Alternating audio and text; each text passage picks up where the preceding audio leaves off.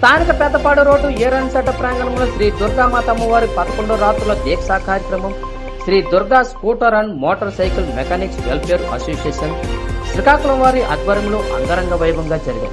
అనంతరం మధ్యాహ్నం 12 గంటలకు అమ్మవారి సన్నిధిలో మహా అన్న ప్రసాద వితరణ కార్యక్రమం పెద్ద ఎత్తున జరిగింది.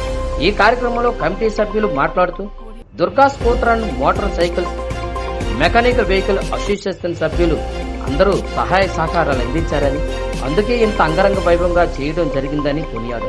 అలాగే సాయంత్రం 4 గంటలకు అమ్మవారి మహాలడ్డు, అమ్మవారి గాజులు, అమ్మవారికి 11 రోజులు కట్టిన చీరలు వేలంపాట జరుగుతుందని, అందరూ ఈ వేలంపాటలో పాల్గొనని కోరారు.